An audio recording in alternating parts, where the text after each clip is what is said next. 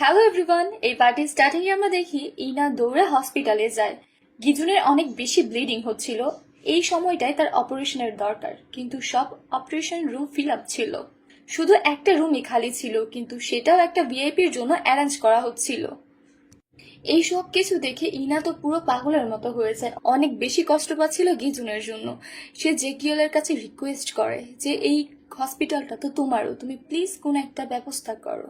তখন ইনার এইরকম কষ্ট দেখে জেগিওল নিজে ডিরেক্টরকে অনুরোধ করে যে গিজুনকে যেন স্পেশাল ট্রিটমেন্ট দেওয়া হয়। তারপর এন্ড টাইমে গিজুনের সার্জারি শুরু হয়ে যায়। তার ব্লিডিংও থেমে গিয়েছিল, আর ফাইনালি সার্জারি সাকসেসফুল হয়। যতদিন গিজুন হসপিটালে ভর্তি ছিল, প্রত্যেকটা দিন আমাদের ইনা তাকে বারবার দেখতে আসতো, আর গিজুনের ফ্যামিলিও ব্যাপারটা নোটিস করে। একদিন যখন গিজুনের ফুল ফ্যামিলি হসপিটালে ছিল, তখন তারা গিজুনকে মিলে টিজ করছিল যে তোমার একটা কলিগ তো আসে তোমার সাথে দেখা করতে, তোমার আর ওই কলিগের মাঝে চলছেটা কি? তুমি তো কখনো আমাদেরকে এই ব্যাপারে কিছু বলনি। ও কি তোমার সুইট ডার্লিং? ওকে দেখে মনে তো হয় না যে ও শুধুই তোমার কোওয়ার্কার। তখন আরেকটা বোন বলে, আমাদের ভাই লজ্জা পাচ্ছে, এখন চুপ থাকো। এখন তার ফ্যামিলির থ্রু গিজুন জানতে পেরেছিল যে ইনা প্রত্যেক দিন আসে। অ্যাকচুয়ালি ইনা যখন আসতো তখন সে ঘুমিয়ে থাকতো। তো এখন যেহেতু সে জানে, তাই পুরোপুরি প্রিপেয়ার হয়ে থাকে। এরপর ইনা সকাল সকাল তার সাথে দেখা করতে আসে। তখন সে তার জন্য কিছু এনেছিল, সে রেখে যাবে। এর মাঝে গিজুন তার হাত ধরে ফেলে। গিজুন বলে, তুমি কি আমার সাথে নাস্তা করবে না? এরপরের সিনে দেখি যে তারা দুজন একসাথে বসে ব্রেকফাস্ট করছে। গিজুন তাকে বলে, আমি যখন অজ্ঞান অবস্থায় ছিলাম তখন তো তুমি আমার পাশেই বসে থাকতে। এখন যেহেতু আমার সেন্স চলে এসেছে, তো তুমি তো আমার সাথে চোখে চোখও মিলাতে পারছো না। এটা কি তোমার হিপোক্রেসি না? ইনা বলে, এখানে হিপোক্রেসির কি আছে? তুমি আমার সাব অর্ডিনেট, আর তুমি কাজ করার সময় এই ইনসিডেন্টটা হয়েছে, তো আমার দায়িত্ব তোমার খেয়াল রাখা। গিজুন তো এতটুকুই খুশি। সে বলে, আচ্ছা তুমি তোমার এই এমপ্লয়কে ঘর পর্যন্ত ড্রপ করে দাও, কারণ আজকে আমি ডিসচার্জ হচ্ছি। এরপরে সিনে আমরা দেখি যে গিজুন তার অসুস্থতার পুরা ফায়দা উঠায়। সে ইনাকে দিয়ে নিজের অনেক সেবা করায়। অল্প দিনই সে হসপিটালে ছিল, কিন্তু নিজের এতগুলো জিনিসপত্র জমিয়ে ফেলেছে। ইনা তার সব জিনিসপত্র নিজেই রাখে, যাতে তার ইনজুরিতে কোনো প্রবলেম না হয়। এরপর তাকে ড্রাইভ করে বাড়িতেও নিয়ে যায়। অন্যদিকে আমরা জেগিউলকে দেখি যে একটা পার্টিতে আছে। সেখানে বিজনেস নিয়ে ডিসকাশন হচ্ছিল, কিন্তু সে বারবার ড্রিঙ্ক করছিল আর তার ইনার কথা মনে পড়ছিল। ইনা কিভাবে তার থেকে দূরে সরে যাচ্ছে আর গিজুনের কাছে চলে আসছে। এই সবকিছু সে সহ্য করতে পারছিল না।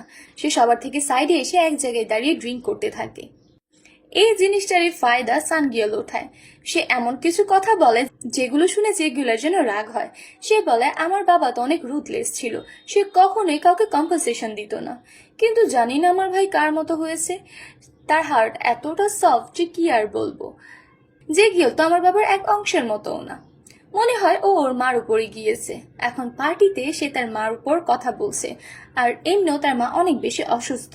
তো জেগিয়েল রেগে তার কলার ধরে, এরপর তাকে ছেড়ে বাইরে চলে আসে। সাঙ্গুয়েলের উদ্দেশ্য ছিল এখানে একটা তামাশা ক্রিয়েট করা, আর সেটা হয়ে গেছে।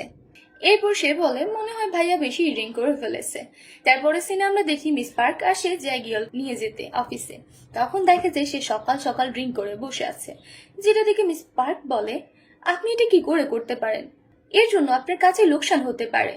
জেগিয়েল পার্ককে বলে, সেক্রেটারি পার্ক, তুমি কি আমাকে একদিনের জন্য ছুটি দিতে পারবে না? এরপর পার্ক বুঝতে পারে যে সে ইনার জন্য এতটা ডিস্টার্ব। মিস পার্ক বলে, ইনা আপনার কি হয় যে আপনি এই পর্যন্ত চলে এসেছেন? বোর্ড মিটিং এর আগে কি কেউ এরকম করে? জেগিয়েল বলে, ইনা এমন একটা পার্সন যার জন্য আমি আমার জীবনও দিতে পারি। অন্যদিকে আমরা ইনাকে দেখি যে গিজুনের সাথে বসে আছে, আর গিজুন তো পুরাই খুশি, কারণ বাইরে বৃষ্টি হচ্ছিল, আর তার ইনজুরি নিয়ে সে বৃষ্টিতে ভিজে যেতে পারবে না অ্যাপার্টমেন্টে। এই জন্য সে এই রোমান্টিক টাইমটা ইনার সাথে স্পেন্ড করতে চায়। এরপর তারা দুজন এত সুন্দর একটা ওয়েদারে বসে কথা বলছিল। গিজুন জিজ্ঞেস করে, তোমার আর জেগুলের ব্রেকআপ কেন হয়েছে? ইনা বলে, আমার মাঝে মাঝে এমন অসুখ হয় যে আমি মানুষকে সত্যি বলতে চাই না, কিন্তু আমি চাই আমার আশেপাশে যারা আছে, আমাকে ভালোবাসে, আমাকে চেনে, তারা যেন ওই সত্যিটা আমার থেকে দেখে নেয়, বা আমার আমার ভিতর থেকে ফিল করতে পারে। কিন্তু অনেক সময় এই ব্যাপারটা হয়ে ওঠে না। আর তখনই জেগিউলের সাথে তার ব্রেকআপের সিনটা মনে পড়ে যায়। জেগিউল এসে ইনাকে বলে, আমার বিয়ের প্রিপারেশন চলছে।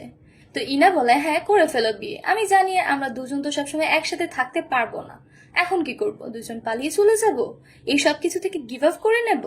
এরা সবাই আমাদেরকে শান্তিতে বাঁচতে দেবে না। আর তাছাড়া আমি তোমার সাথে রিলেশনশিপে এসেছি, আমি জানতাম আমাদের এক না একদিন ব্রেকআপ হবেই, তো তুমি গিলটি ফিল করো না, তুমি তোমার ম্যারেজ লাইফ এনজয় করো। এইটা বলার সময় ইনার অনেক কষ্ট হচ্ছিল, কিন্তু তারপরও সে এমন ভাবে সেখান থেকে চলে আসে যে তার কিছুই যায় আসে না। ইরা তাকে এটাই বলে যে আমি আমার লাইফের অর্ধেক টাইম সবসময় স্যাডই থেকেছি, যখন আমার খুশি ফিল হয় তখন আমার অনেক আনকমফোর্টেবল লাগে, তাই আমার মনে হয় এই খুশিটা বেশি দিন টিকবে না।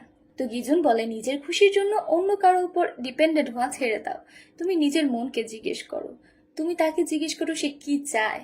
আসলে মানুষের সত্যিকারী খুশিটা তার নিজের মাঝেই থাকে। এর পরের সিনে দেখি ফাইনালি গিজনের অফিসে কামব্যাক হয়ে গেছে, তাকে অনেক ফ্রেশ আর হেলদি লাগছিল।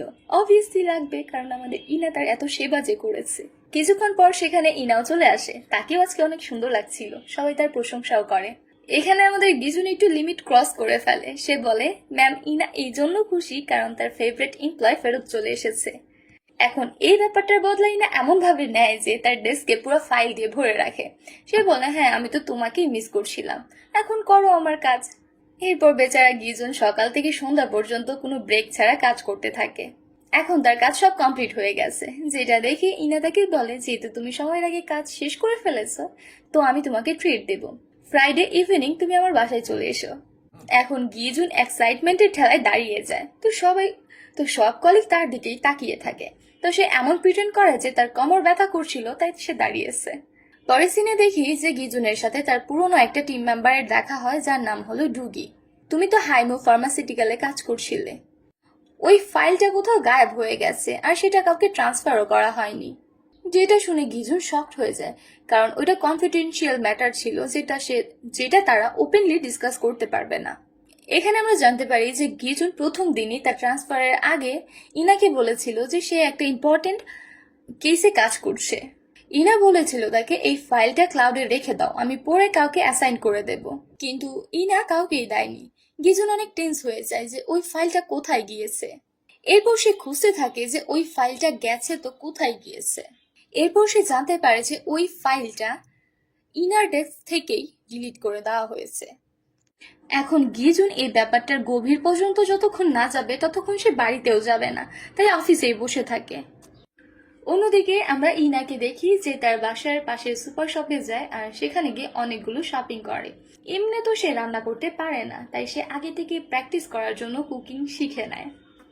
অন্যদিকে আমরা গিজুনকে দেখি যে ফাইনালি তার ওই ফার্মাসিউটিক্যাল কোম্পানির ফাইলটা আবার পেয়ে যায়, মানে একটা কপি পেয়ে যায়।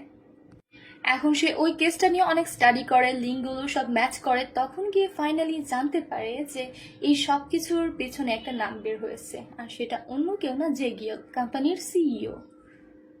অন্যদিকে আমরা ইনাকে দেখি যে বাসায় কুকিং করছিল, যেখানে তার ইনগ্রিডিয়েন্টস যখন কম পড়ে তখন পাশের স্টোরে আবার যায়, গিয়ে আরো অনেক কিছু কিনে নিয়ে আসে। ইনা প্রথমবার স্যুপ বানিয়েছিল আর সত্যি এটা অনেক মজা হয়েছে। সে বলে এটাই আমি ওর জন্য বানাবো। পরদিন আমরা দেখি যে সে অনেক এক্সাইটেড হয়ে অফিসে আসে। গিজুন তো আগে থেকেই সেখানে বসেছিল, সে এসে জিজ্ঞেস করে তুমি তাড়াতাড়ি চলে এসেছো নাকি বাসায় যাওনি। গিজুন তো আগে থেকে অনেক টেন্স ছিল, সে তাকে তার পাশে বসায় আর তাকে জিজ্ঞেস করে তুমি আমায় টিম নাম্বার 1 থেকে টিম নাম্বার 3-তে কেন এনেছো। ইনা তাকে বলে এই যে পার্সোনাল মিসকন্ডাক্টের কেসগুলো, এগুলা কি ছোট মোটো হয়? জি না, এটা আমাদের কোম্পানিকে ডাইরেক্ট অ্যাটাক করে, আর এই কাজে আমি এমন একটা পার্সনকে আনতে চাইছিলাম যে ইমোশনালি অ্যাটাচ না করে, আর তুমি এই কাজের জন্য পারফেক্ট। এই কথার উত্তরে গিজুন তাকে বলে তুমি কি আবার সত্যিকে লুকানোর চেষ্টা করছো। গিজুন তাকে বলে তুমি আমাকে টিম নাম্বার 3-তে এই জন্য এনেছো কারণ আমি ফার্মাসিউটিক্যাল কোম্পানির উপর স্টাডি করছিলাম। লাস্ট পর্যন্ত যে ডোনেশনগুলো যাচ্ছিল সেগুলো আমি চেক করেছি, লিড বাই লিড সেগুলো একটা জায়গায় যাচ্ছিল, সেখানে মিলিয়নের উপর মিলিয়ন ডোনেশন যাচ্ছিল, কিন্তু সেটা যেই ফাউন্ডেশনের উপর যাচ্ছিল সেটা ছিল জে গিয়লের। তুমি কি জে গিয়লকে বাঁচানোর জন্য আর এই কেসটা ক্লোজ করার জন্য আমাকে টিম নাম্বার 3-তে এনেছো। তার সাথেই আজকের পাঠটা শেষ হয়ে যায়। যদি ভিডিও ভালো লাগে তাহলে অবশ্যই আমার চ্যানেলকে সাবস্ক্রাইব করবেন, লাইক, কমেন্ট এন্ড শেয়ার করবেন। Stay connected, bye bye.